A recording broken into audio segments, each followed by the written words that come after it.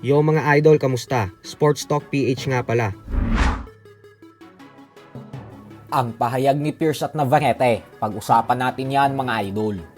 Ngunit bago ang lahat ay huwag kakalimutang mag-subscribe at i-click ang notification bell button for more sports talk.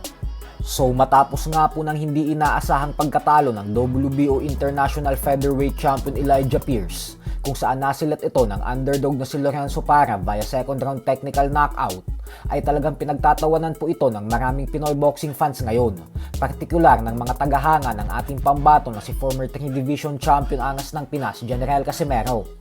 Ito po ay dahil hindi malilimutan ng mga fans kung paano nito pinagtatrash talk si Cuadro Alas dati at sinabing knockout daw ang sasapitin nito sa kanya.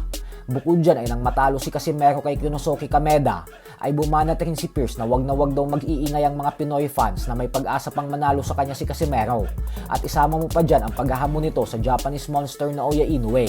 Subalit ngayon nga po na natalo ito, ay tila umiiyak ito nang dahil sa pakiramdam niya umano ay nadaya siya sa laban dahil masyado umanong maagang itinigil ng referee ang laban dahilan kung bakit natalo siya. Hindi umano siya nito pinayagang makabawi. Pero ang problema po kasi ay nawala na ng malay si Pierce habang nakatayo pa at sinusuntok ni Parra. Sadyang hindi lang agad siya bumagsak nang dahil sa nakakasandal siya sa corner, kaya tama lang din talaga ang naging desisyon ng referee na ihinto na lang ang laban.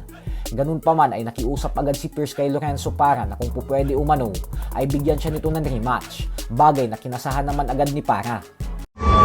Hey, well, you win some, you lose some. I feel like they kind of cheated me. I didn't get a chance to even fight back, but it is what it is, man. I'll be back. I promise y'all that.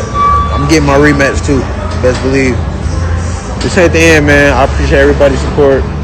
You know, I'm extremely hurt right now, but I promise I will be back and I will be better, and I still will be champ. Everything and nothing's changed.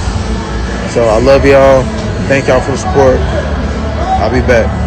Sa kabilang banda naman mga idol ay para nga po sa mga hindi nakakaalam, ay nanood ng live sa unification fight ng dalawang Mexican World Champion Emmanuel Navarrete at Eduardo Nunez ang ating pambato na si Charlie Suarez, kung saan nakuha ni Navarrete ang panalo via 11th round technical knockout, dahilan kung bakit siya na ngayon ang unified WBO and IBF Super Featherweight Champion.